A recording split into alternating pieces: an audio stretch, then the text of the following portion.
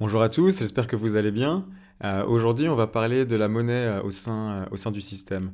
Dans ma vidéo précédente bonus sur l'argent et l'ego, je concluais en disant que l'une des problématiques associées à l'argent, c'était son caractère tout puissant d'une part et infini de l'autre, ce qui en faisait la drogue, entre guillemets, la plus puissante de la planète.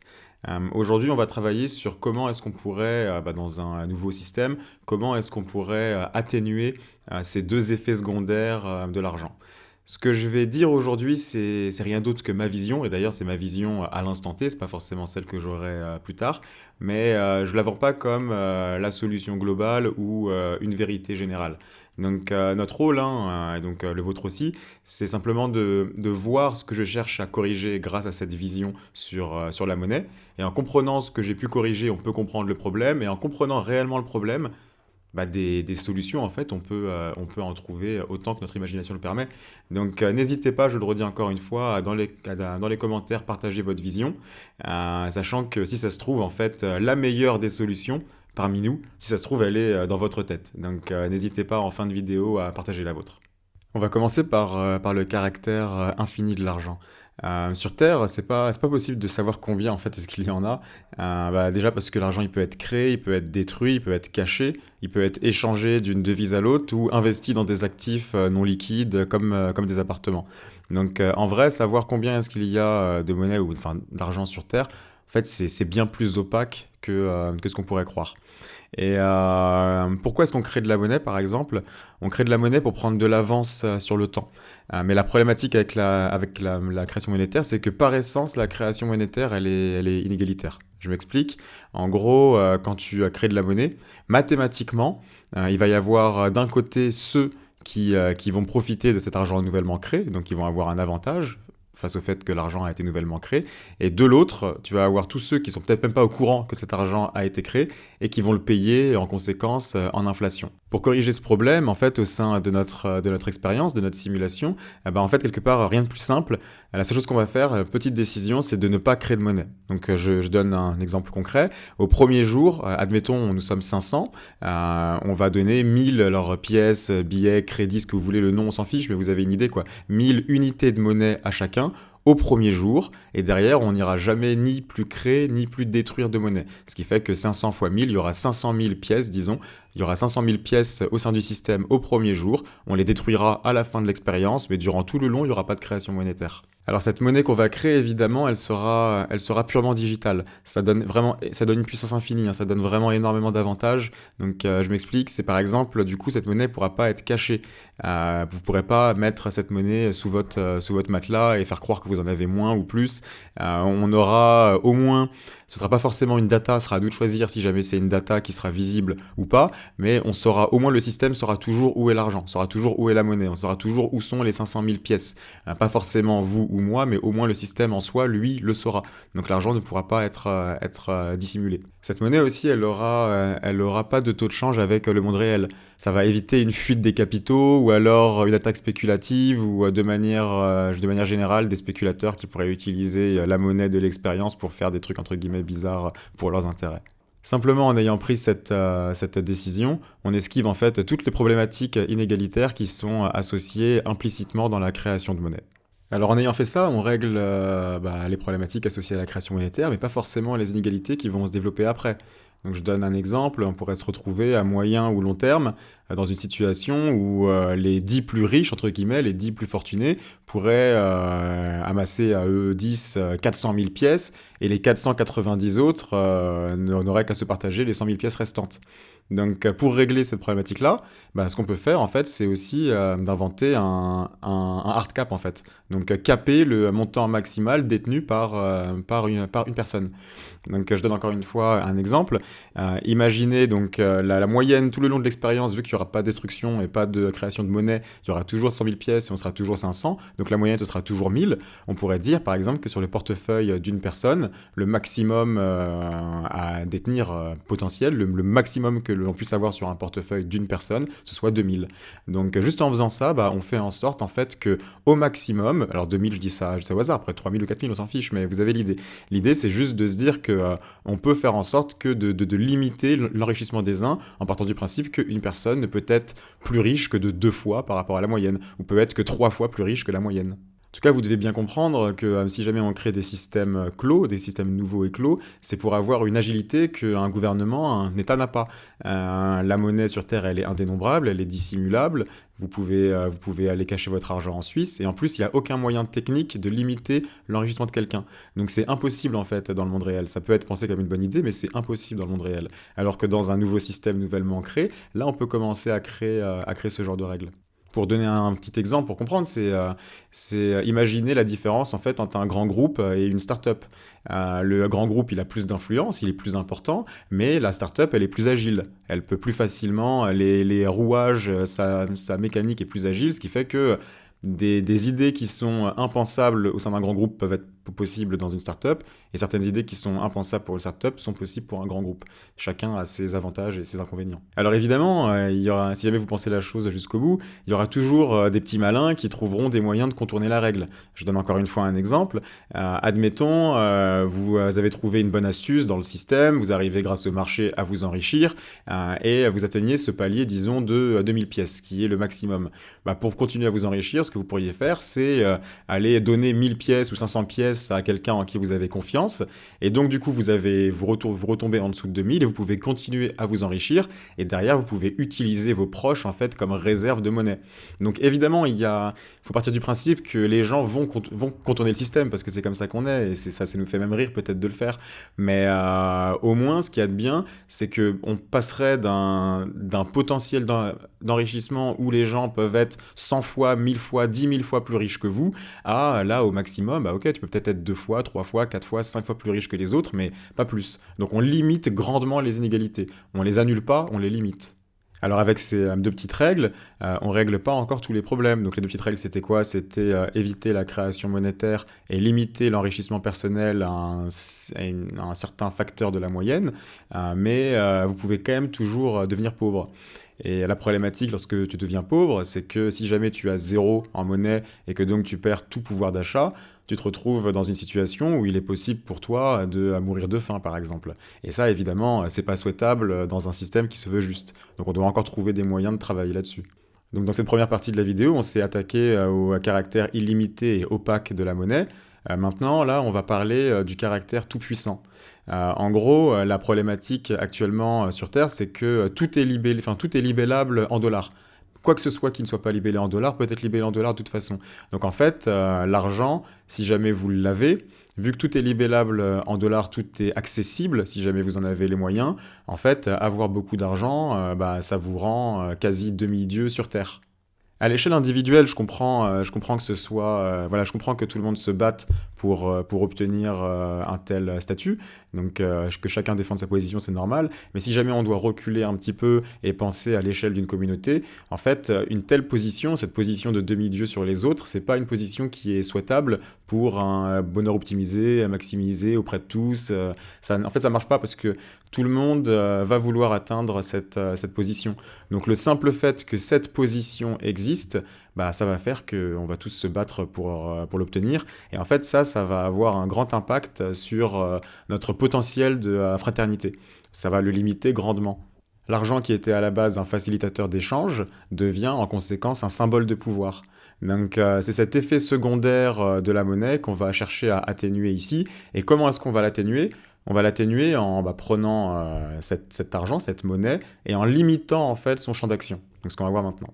Alors j'attends dans les commentaires ou que ce soit dans le Discord ou dans le forum qu'on a créé récemment, que je vous présenterai dans une prochaine vidéo, j'attends vos commentaires, mais je tenais à dire que personnellement je pense que limiter le champ d'action d'une monnaie, en fait, c'est quasiment impossible. Vous pouvez rendre un usage de la monnaie interdit, très bien, mais dans le système pour contourner la loi, ce serait super simple, on pourrait imaginer que A donne 500 pièces à B, mais qu'il le fasse passer pour un don, et on ne sait pas quelle a été la contrepartie. Et en fait, la contrepartie, ça aurait été un usage que nous, on aurait considéré comme malsain pour la communauté. Donc, chercher en fait à croire que on peut limiter l'usage de l'argent à seulement des choses entre guillemets saines, c'est se mentir à soi-même parce qu'au bout d'un moment, les gens arriveront trop facilement à contourner le système. Donc plutôt que... Je disais qu'il faut limiter le champ d'action de la monnaie, mais en fait, c'est pas tant limitable que ça. Plutôt que de dire qu'il faut limiter le champ d'action de la monnaie, il faudrait plutôt limiter ce que le manque de monnaie puisse avoir comme mauvaise influence sur votre vie, en fait. Donc la monnaie, tant qu'elle existera, et elle facilite vraiment les échanges. Donc malheureusement, en fait, c'est juste, c'est comme un bon médicament, il peut y avoir des effets secondaires. Et ben, l'effet secondaire de la monnaie sera toujours que la monnaie sera quelque part un symbole de pouvoir. On ne pourra pas réduire cette notion-là à zéro. En revanche, bah, en fait, c'est assez simple de la limiter. Donc je parle beaucoup de la monnaie là en tant que symbole de pouvoir, mais en fait, c'est pas le vrai problème. Le vrai problème, il est dans l'argent, symbole d'oppression. C'est-à-dire le moment où l'argent, on ne parle pas de ce qu'il peut vous apporter en plus, mais on parle de ce qui peut vous faire perdre. Et le simple fait de ne pas savoir si jamais vous serez apte à vous loger ou à vous nourrir le mois prochain, ça c'est un énorme générateur de stress. Et en fait, le monde actuel dans lequel on vit, si jamais le stress monte autant, c'est un stress qui est principalement, il y a plein de sources de stress sur Terre, mais l'une des principales sources de stress actuellement sur Terre, c'est cette espèce de peur que l'on a qui est associée au fait que le manque d'argent puisse nous mettre à la rue, puisse nous empêcher ne serait-ce que de manger. En gros, puisse atteindre à nos besoins physiologiques, quoi, vraiment à nos besoins primaires de survie. Et c'est ça qu'on doit stopper. Donc que les gens se battent, entre guillemets, pour avoir une meilleure position, je pense qu'il faut être capable simplement de l'accepter. On est humain et c'est pas quelque chose qu'on arrivera à changer, on le voit partout. À l'inverse, se battre pour faire en sorte que jamais l'argent puisse générer autant de stress qu'il en génère actuellement ou puisse empêcher carrément une personne de simplement survivre, ça en fait, au final, on peut le régler, ce que je veux dire maintenant. Donc la question logique qui suit, c'est comment on fait. Évidemment, nous, en fait, dans notre expérience, on va tricher un peu parce que en amont, on aura déjà géré tout ce qui est l'approvisionnement alimentaire, l'apport en énergie et le logement. Tout sera géré en amont, ce qui fait qu'en fait, on va faire semblant, on va simuler un monde où le système est capable de répondre aux besoins de ses participants. Ce qui, dans le monde réel, serait en fait bien plus compliqué parce que ce serait du coup à partir du principe que le système ou que les participants qui sont là, les X personnes à vivre ensemble, sont capables de soutenir un rythme de vie où ils ont tout ce qu'il leur faut de façon autonome et en totale autarcie. Moi, encore une fois, je le précise, hein, ce n'est pas le rôle de cette chaîne. Le rôle de cette chaîne, et d'ailleurs on parlera que de ça à partir du prochain chapitre, le rôle de cette chaîne, c'est de créer des formes de gouvernance décentralisées qui permettent en fait aux gens, parce qu'il y a d'autres gens qui travaillent là-dessus, et maintenant j'en connais de plus en plus, des gens qui travaillent sur comment mettre une communauté, faire en sorte qu'elle soit en totale autonomie, totale autarcie, ce ne sera pas notre rôle, mais nous, notre rôle, c'est d'offrir à toutes ces personnes-là un outil de gouvernance décentralisé qui leur permette de se développer sans limite, en fait, sans nombre. Et encore une fois, je le répète, du coup, créer une réelle alternative à la vie dans le monde capitaliste. Donc pour nous, du coup, en fait, ce sera assez simple parce qu'on triche.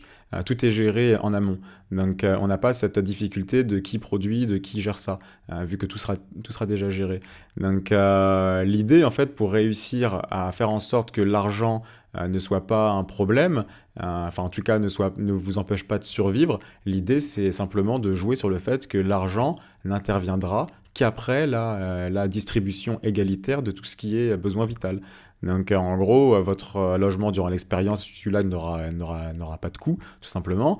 Et toutes les semaines, tout ce qui vous permettra de survivre vous sera en fait donné par le système sans que vous ayez à dépenser de l'argent. Ensuite, une fois au début de la semaine, disons lundi matin, une fois que tout est donné, là, les marchés entrent en jeu et évidemment, les marchés arrivent avec leur lot d'inégalités et les gens qui sont les plus malins ou les plus utiles, entre guillemets, arriveront soit à avoir plus, soit à travailler moins. Mais au moins, de base, nous sommes tous à égalité sur ce que nous avons reçu et qui nous permet essentiellement de survivre.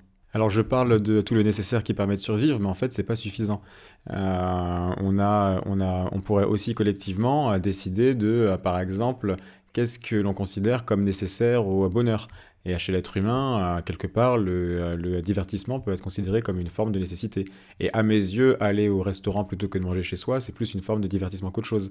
Donc j'en parlais dans ma vidéo sur les droits, où je disais qu'au début de la semaine, on pourrait collectivement décider que chacun aurait le droit de manger une fois au restaurant. Ce droit, en fait, derrière, vous l'avez au début de la semaine, au niveau de l'approvisionnement, au début de la semaine, le lundi, vous avez toute votre liste de droits, vous avez déjà votre argent qui est le même, mais vous avez toute votre liste de droits et tout ce que vous pouvez manger par exemple. Et ensuite, derrière, une fois que à ce niveau-là, on a vraiment bien géré l'égalité, derrière, là, les marchés ouvrent et vous pouvez, si jamais vous n'avez pas envie de manger au restaurant mais que vous préférez faire autre chose avec votre argent, vous pouvez le vendre. Ou alors si jamais au contraire, vous avez la chance d'avoir plus d'argent que la moyenne et que c'est le restaurant que vous aimez, vous pouvez faire en sorte d'en avoir plus. Donc les marchés derrière amènent leur lot d'inégalités. Mais au moins, à la base, que ce soit sur les besoins vitaux ou que ce soit sur le minimum que l'on considère comme utile pour que chacun d'entre nous soit heureux, au moins à la base, on est tous égaux là-dessus, quoi. La base philosophique sur laquelle je m'appuie en fait pour construire tout ça, c'est que on croit par nature, on croit que l'humain n'aime pas perdre. Et bah oui, ça semble logique, hein, c'est pas agréable de perdre, donc c'est normal de croire ça de base, mais en fait, moi ce que je soutiens, c'est que au-delà de ne pas aimer le fait de perdre, ce que l'être humain déteste le plus, c'est le fait de ne pas pouvoir rejouer. C'est pas grave de perdre une partie de tennis avec un ami, tu peux rejouer la semaine prochaine. C'est pas grave de perdre une main au blackjack, tu peux rejouer 40 secondes plus tard. Le problème, c'est lorsque c'était la dernière partie et que tu as perdu de façon définitive. Là, à ce niveau-là, le cerveau, par contre, il a quand même un petit peu de mal à l'accepter, quoi. Le meilleur exemple pour soutenir mon point, c'est les championnats en sport. Je veux dire, si jamais vous prenez n'importe quelle grande coupe, si jamais vous perdez en finale, évidemment que ce sera écœurant pour vous, ce sera très bien pour celui qui gagne, mais là où ce sera pas si horrible que ça, c'est que vous pourrez toujours vous dire, ok, je peux toujours persévérer, continuer de me battre, m'améliorer, et l'année prochaine, je pourrai revenir. Donc ça vous pousse, cette défaite vous pousse à être meilleur pour l'année prochaine. Et ce qu'il y a de bien, c'est que chez le gagnant aussi, plutôt que des gagnants éternels, ce qu'il y a de bien avec le gagnant qui n'est là que pour un an, enfin qui n'a gagné que pour un an, et qui doit rejouer son titre l'année prochaine, bah lui aussi en fait, il doit persévérer, continuer à faire des efforts pour conserver son titre. Donc en résumé, pour reprendre un peu tout ce que j'ai dit, vouloir vivre dans un monde parfaitement égalitaire, je pense que c'est une utopie en fait. Ce qu'il faut plutôt, c'est notre objectif, il doit être triple. En un, il faut d'abord en fait que le caractère destructeur du fait de ne pas avoir assez de monnaie, de ne pas avoir assez d'argent, n'aille pas jusqu'à entraver votre possibilité à simplement survivre sur Terre. En deux, il faut limiter les inégalités par le haut, c'est-à-dire l'enrichissement de quelqu'un. Il faudrait éviter qu'on puisse être 100 fois, 1000 fois, 10 000 fois. Enfin, faut pas que... C'est bien que vous puissiez être, entre guillemets, supérieur, mais il faut pas que ce soit trop exubérant. Sinon, ça va écœurer les autres, ils vont vouloir votre position, et à partir de là, il y a plus de fraternité. Et le 3 dont on parle assez peu souvent, et qui pourtant, moi, à mes yeux, change absolument tout, je le disais, c'est que de temps en temps, il faut être capable de réinitialiser, en fait. Donc, dans le système qu'on est en train de mettre en place, ce qu'il y a de bien, c'est qu'à toutes les semaines, tout ce qui vous permet de vous nourrir et tout ce qui vous permet de vous divertir, il est réinitialisé. Vous y avez re-accès toutes les semaines. Pour que vous compreniez bien l'importance de mon troisième point sur la réinitialisation, de temps en temps, entre guillemets, je vais donner un exemple qui est le nôtre sur Terre. C'est en ce moment sur Terre, on est en train de jouer, quelque part on peut le dire, à un grand jeu de Monopoly. Et la grande problématique, la Monopoly ça peut être cool, hein, c'est un jeu qui peut être agréable, c'est pas le sujet, mais le grand problème c'est que chaque nouveau joueur, entre guillemets nouveau-né, qui débarque sur Terre, il arrive sur un plateau où il y a déjà plein d'hôtels. Donc évidemment, c'est écœurant d'arriver dans un jeu où en fait, dès le début, dès la première minute, statistiquement, vous avez soit déjà perdu, soit déjà gagné. Et le pire, c'est qu'en plus, vous êtes censé trouver le moyen de l'accepter toute votre vie. Donc en fait, évidemment que c'est juste écœurant. Et c'est la raison pour laquelle, c'est parce que c'est écœurant, que votre rôle à vous, ça va être soit de vous mettre bien, soit de saboter le système. Alors que si jamais on partait... C'est le même jeu, tout est pareil, mais on dit par exemple que tous les mois, on recommence une partie. On passerait d'un monde où les gens ils veulent saboter le système parce qu'il y a trop d'hôtels et qu'ils n'aiment pas ce jeu-là parce qu'ils sont déjà perdus en le commençant, à un monde où même quelqu'un qui est en train de perdre, bah, il se dirait, bon, ok, bah, au moins j'apprends, et pour la prochaine partie qui commencera au début du mois prochain, et ben moi je serai prêt, et du coup tu vas pas aller lutter contre le système et te plaindre du système, tu vas lutter pour toi, pour t'améliorer, tu vas jouer du développement personnel pour devenir meilleur, et du coup la prochaine partie pouvoir cette fois-ci bah, faire partie des vainqueurs. Pour donner un petit peu plus de poids encore à ce principe de réinitialisation et de l'impact que ça peut avoir sur les gens, je dis pas forcément qu'on va le faire, mais je donne juste cette petite idée comme ça, écoutez-la, dites-moi ce que vous en pensez dans les commentaires. Mais ce serait par exemple de créer, donc vis-à-vis de l'argent, donc on donne 1000 à chacun, ensuite les gens s'échangent, il y aura des gens pauvres et puis des gens riches. Ça c'est juste, c'est une évidence, tout le monde ne restera pas à 1000. Mais ce qu'on pourrait faire, c'est on pourrait se dire tous les matins, il y a une probabilité, ce serait codé dans le système, tous les matins, il y aurait une probabilité de 3% de chance pour que l'argent de tout le monde, la monnaie de chacun, toi tu as 2000, toi tu as 500, toi tu as 0, toi tu as 1500, que l'argent de chacun soit collecté et redistribué comme au premier jour. Donc en gros, ce serait une totale réinitialisation du système. Alors ce qu'il y a de bien, c'est que les perdants, du coup, seraient moins dégoûtés d'être perdants parce que tous les matins, ils auraient leur petit loto et ils pourraient retomber à 1000. Et ceux qui sont riches, bah, ça va aussi les inciter, en fait, à arrêter de ne penser qu'à l'argent parce que de toute façon, ils pourront pas le conserver toute leur vie. Et 3% de chance, ça veut dire qu'une fois toutes les 33 jours en moyenne, à peu près, bah, eh ben, non, tu recommences à zéro. Donc, c'est comme ça, en fait, qu'on libère l'humain de cette drogue qu'est l'argent.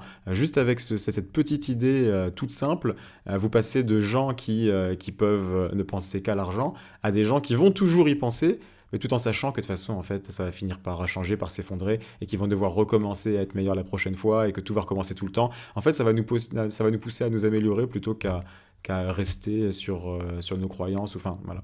On passe on passe de une drogue à un outil, en appliquant ces trois grandes règles.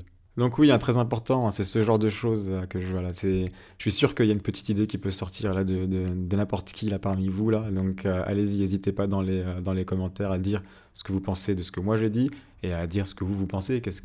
Et c'est le moment de rêver en fait. C'est le moment de rêver dans le sens où il faut qu'on nous imagine comme une start-up et non pas comme un grand groupe. C'est-à-dire qu'on est vraiment agile. On peut avoir des idées qui sont juste inconcevables dans le monde réel, mais nous, on peut les créer parce qu'on n'a pas on n'a pas en fait, on n'a pas de barrières. En tout cas, on n'a pas les barrières qui existent à l'échelle du gouvernement français, à l'échelle d'un État où tout ce que je dis est ridicule et impossible, tout simplement. Parce que n'oubliez pas, c'est ça l'avantage en fait d'avoir une monnaie clos au sein d'un système fermé. J'en parlais au début de la vidéo, c'est que en fait, l'avantage, c'est que maintenant toute règle n'est rien d'autre que des lignes de code. Et tout est applicable. Quand je dis, par exemple, on collecte tout et on redistribue tout de façon égalitaire selon un pourcentage où on se met d'accord, c'est 3% ou c'est 4%, enfin je veux dire, tout ça c'est impossible aujourd'hui, mais en fait si, c'est possible aujourd'hui, mais c'est juste que c'est pas possible dans le monde réel dans lequel on vit actuellement, mais ce serait possible dans un monde idéal. Donc c'est vraiment le moment de rêver en fait, c'est ça que je veux dire. Bref, pour conclure, dans quel monde est-ce qu'on arriverait si jamais on mettait ces différentes règles en application? À mon sens, hein, bien évidemment pas plus, mais à mon sens, on aurait les gens les plus ambitieux qui continueraient de tout faire pour pouvoir s'enrichir. Mais ce qu'il y a de bien, c'est qu'on aura limité en fait le facteur d'enrichissement qu'ils ont par rapport aux autres. On aurait les gens aussi moins aisés qui du coup auraient peut-être une certaine frustration à voir que d'autres sont plus riches qu'eux, mais au moins ce ne sera pas générateur de stress dans le sens où ils auront tout le nécessaire, que ce soit pour vivre et même pour être heureux, quoi, quelque part pour se divertir par exemple. Il y a plein de points différents qu'on pourrait évoquer. Donc l'idée en fait c'est que on arrive dans un monde où où ce monde fait une différence entre ceux qui ont la possibilité de faire et ceux qui n'ont pas la possibilité de faire. Moi, je préférerais qu'on arrive vers un monde où il y a ceux qui ont la possibilité de faire souvent et ceux qui ont la possibilité de le faire toujours, mais juste moins souvent. En fait, ce serait une façon de décaler le problème. On partirait d'un problème qui est un problème de possibilité actuellement, et on le décalerait vers un problème de fréquence, ce qui est en fait beaucoup moins écœurant à vivre au quotidien. Sachant que derrière, avec la réinitialisation, qu'on pourrait mettre en œuvre d'une façon ou d'une autre, l'idée globale qui est derrière ça, c'est de se dire que si jamais j'ai perdu un jour, potentiellement il existe un jour prochain où je pourrais recommencer à jouer, et là, cette fois-ci, je ferai partie des vainqueurs. Et là, tout le monde se sent beaucoup mieux, vraiment. Donc, n'hésitez pas dans les commentaires à me dire ce que vous pensez de tout ça. Et on se revoit pour une prochaine vidéo. La prochaine vidéo officielle, c'est sur le marché. Et entre-temps, peut-être que je ferai une ou deux vidéos bonus, on verra. Mais voilà. Donc, à bientôt. Salut.